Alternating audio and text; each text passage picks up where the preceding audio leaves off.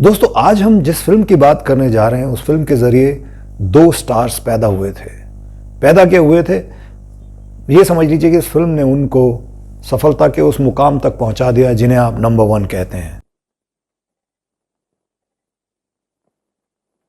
ये क्या राज है? कौन थे तुम?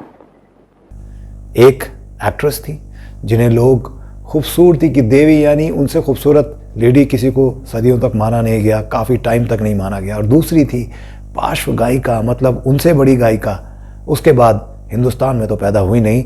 कहीं मैं तुम्हारा दूसरा जन्म तो नहीं हूं?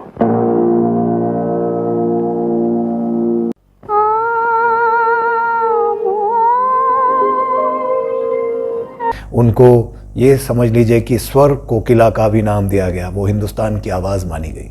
आएगा, आएगा, आएगा। ये दोनों एक पर्दे के आगे रही और एक पर्दे के पीछे रही। एक लिस्ट एक्ट्रेस बनी और दूसरी इस सदी की सफलतम गायिका। आएगा, आने वाला आएगा। दोस्तों, आज हम जिसकी बात कर रहे हैं उस फिल्म का नाम है महल। दोस्तों, फिल्म महल की मेकिंग की कहानी बहुत दिलचस्प है।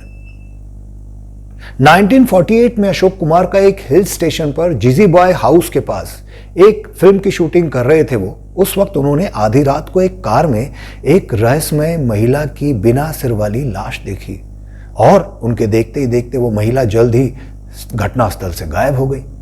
ये बात अशोक कुमार ने अपने नौकरों को बताई, लेकिन उनकी ये बात सुनकर उनके नौकरों ने उन पर विश्वास करने के बजाय उनको ये कहा कि आपने साहब जरूर कोई सपना देखा है, ये सच नहीं हो सकता।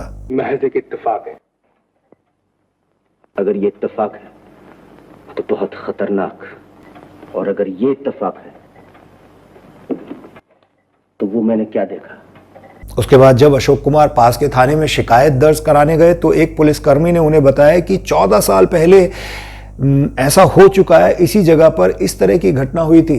एक महिला की सड़क दुर्घटना में मौत हो गई थी यहां पर।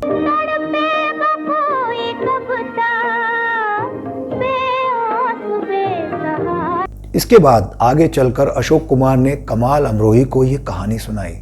अमरोही इस वक्त तक 1939 में रिलीज हुई सोहराब मोदी की ब्लॉकबस्टर फिल्म पुकार के संवाद लिख चुके थे, लेकिन उन्होंने किसी फिल्म का निर्देशन अभी तक किया नहीं था और वो किसी फिल्म का निर्देशन करना चाहते थे। उनका मन था कि वो कोई फिल्म बनाए। कमाल अमरोही को अशोक कुमार के द्वारा सुनाई गई ये कहानी बहुत पसंद आई। लेकिन ये कह रहे हैं दिल के मेरे। उसके बाद अमरोही ने इस फिल्म में थोड़ा सा काट छाट करके इसे थोड़ा सा बदल के इसका नाम रखा महल। जब ये कहानी सावक वाचा को सुनाई गई तो उन्होंने फिल्म के कथानक को खारिज कर दिया, क्योंकि वो इस बात से डर गए थे कि सस्पेंस फिल्मों को रिपीट दर्शक नहीं मिलते हैं। उनके मना करने का एक कारण बॉम्बे टॉकीज द्वारा प्रोड्यूस की गई उनकी पिछली फिल्मों जैसे जिद्दी जो 1948 में आई थी, आशा जो 1948 की बॉक्स ऑफिस की असफल फिल्म थी। इन फिल्मों की असफलता के कारण बॉम्बे टॉकीज आर्थिक मुसीबतों का सामना कर रहा था, फंडिंग की बहुत कमी हो रही थी वहां पर। अशोक कुमार ने उन्हें समझाया कि अगर ये फिल्म को अच्छे से निर्देशित किया जाए, फिल्म की डायरेक्शन अच्छी हो तो फिल्म दिलचस्प बन सकती है, और उन्होंने कमाल अमरोही को इस फिल्म के निर्देशक के रूप में नियुक्त कर दिया। अशोक कुमार खुद इस फिल्म के सह निर्माण के लिए सहमत हो गए थे कि अगर फिल्म को घाटा हुआ तो वो इसकी जिम्मेवारी लेंगे। यहां तक कि फिल्म में अभिनय करने के लिए वो तैयार भी हो गए। उन्होंने फिल्म में कामिनी की भूमिका के लिए एक उपयुक्त अभिनेत्री चुनने का काम भी कमाल अमरोही को सौंप दिया। उन्होंने मधुबाला का चयन किया।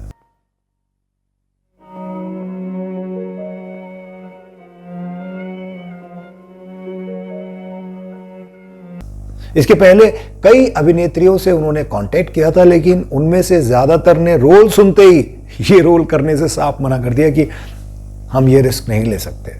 और जिन्होंने इस फिल्म में हामी भरी काम करने को तैयार हुई, उन्होंने फीस बहुत ज्यादा मांगी। एक समय फिल्म के निर्माता वाचा द्वारा सुरैया को लीड एक्ट्रेस के रोल के लिए फाइनल भी कर लिया था उन्होंने, क्योंकि उनको लगता था कि सुरैया अशोक कुमार की जोड़ी पर्दे पर कमाल कर देगी।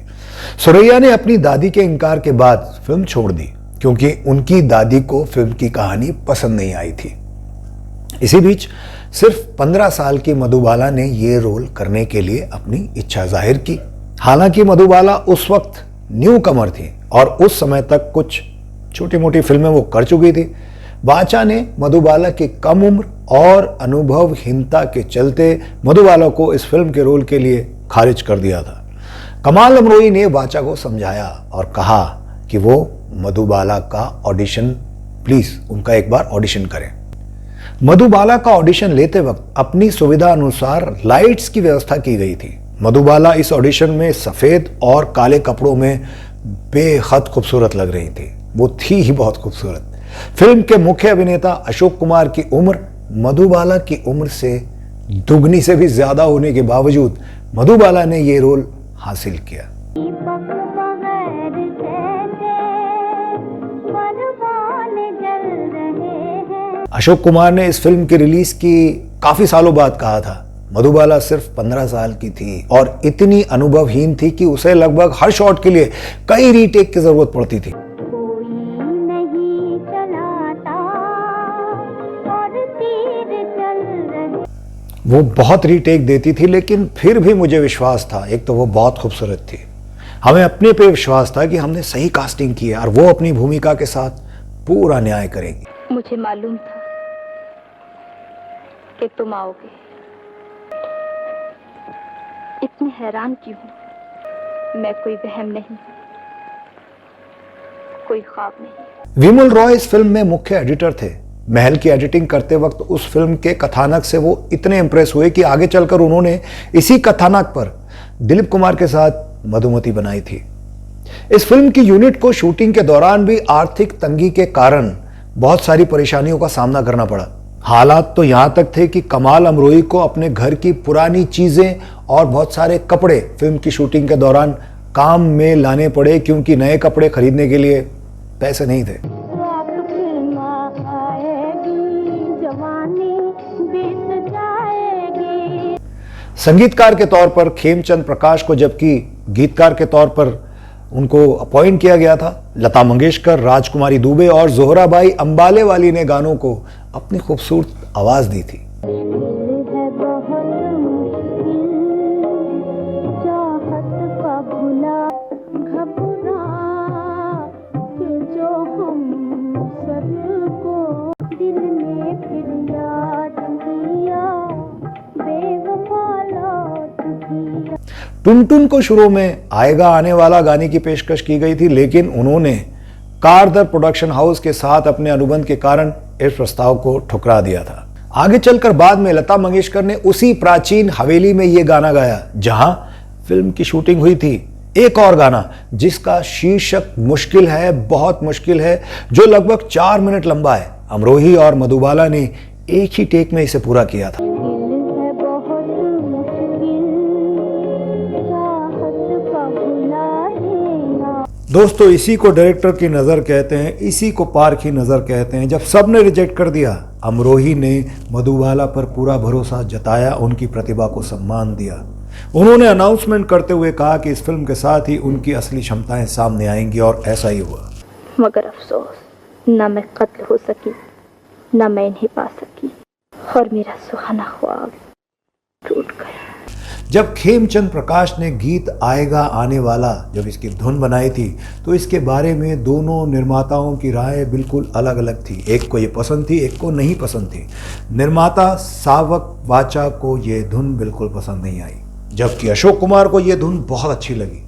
खेमचंद प्रकाश के संगीत में बनी इस फिल्म के गाने बहुत लोकप्रिय हुए। महल फिल्म के गाने आएगा आने वाला पहला गाना है जिसके साथ लता मंगेशकर को उनकी गायिका का श्रेय मिला था।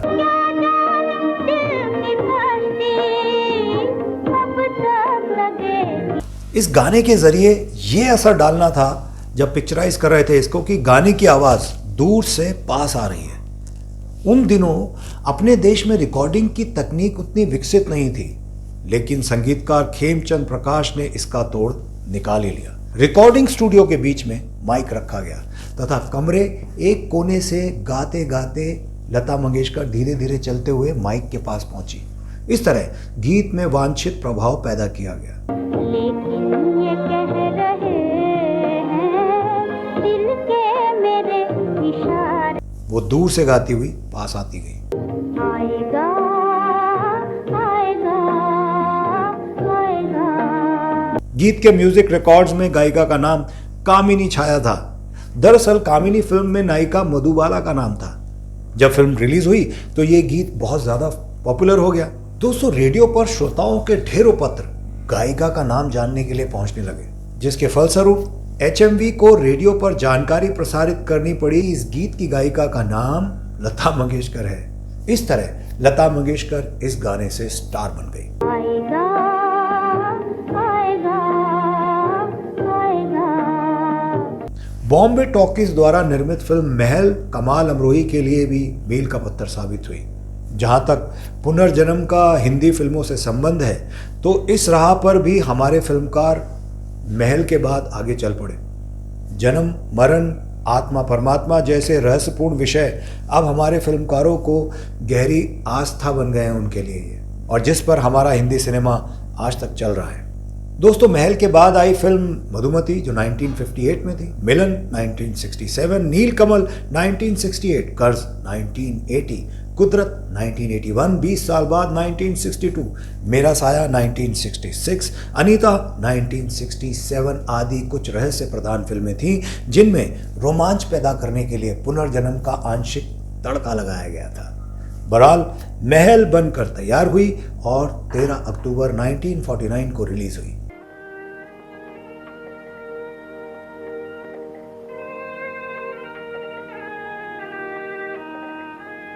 बॉम्बे टॉकीज की पिछली कुछ मूवीज ने बॉक्स ऑफिस पर कुछ खास काम नहीं किया था, इसलिए कई ट्रेड पंडितों का यह कहना था कि इस फिल्म के फ्लॉप होने की पूरी संभावना है। हालांकि पहले और दूसरे हफ्ते में यह फिल्म थोड़ी स्लो रही। आगे चलकर तीसरे हफ्ते में इस फिल्म ने रफ्तार पकड़ी और जल्दी ही देश भर में यह फिल्म चर्चा का विषय बन गई। लोग फिल्म को देखने के लिए सिनेमा घरों में टूट पड़े। एक थिएटर मालिक ने मीडिया से कहा, मैं दोस्तों और जनता से इस फिल्म की टिकट्स की डिमांड से बहुत खुश हूँ। इस फिल्म के सारे शोज की टिकट्स एडवांस में ही बिक रही हैं। ये हमारी उम्मीदों से परे एक हिट फिल्म है और मुझे लगता है कि ये निश्चित रूप से सिल्वर जुबली हिट करके जाएगी। लोग इस फिल्म को बार बार देखना चाह रहे हैं। क्या आप जानते हैं दोस्तों, इस फिल्म ने उस वक्त 1,40,00,000 का कारोबार किया था। अगर आज की आप कैलकुलेशन करेंगे उस हिसाब से बहुत ज़्यादा पैसा होता है। मेरे लिए बहुत बेचैन हो। बहुत। इस बेचैनी का अंजाम जानते हो? मेरी मौत। 1949 की बरसात और अंदाज के बाद तीसरी सबसे ज्यादा कमाई करने वाली फिल्म थी ये। महल उस दशक की 10वीं सबसे ज्यादा कमाई करने वाली फिल्म रही। ये बॉम्बे टॉकीज की सबसे बड़ी हिट कामयाब फिल्म बनी।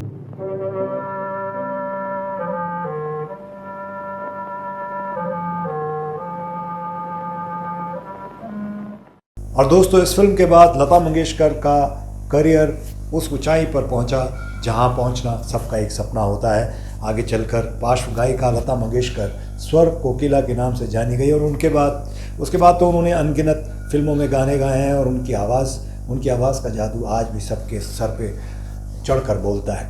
और उसके बाद मधुबाला ने भी पीछे मुड़कर नहीं देखा। आप मान सकते हैं कि ये फिल्म बहुत सारे लोगों के लिए लकी फिल्म साबित हुई। कि तुम अपने इस जन्म में मुझसे छिन जाओ, मेरी न रहो, ताकि मेरे कारण तुम्हें फिर जन्म लेना पड़े। पर तुम ये चाहती हो कि हम फिर एक बार मिलाप की तमन्ना में जन्म लें, तो इस इम्तिहान से तुम्हें गुजरना पड़ेगा। लता मंगेशकर जी के लिए, मधुबाला के लिए, बॉम्बे टॉकीज के लिए, जो वो कंपनी जब डूब रही थी इस फिल्म की वजह से, उस फिल्म ने सबसे ज़्यादा कमाई करके दी।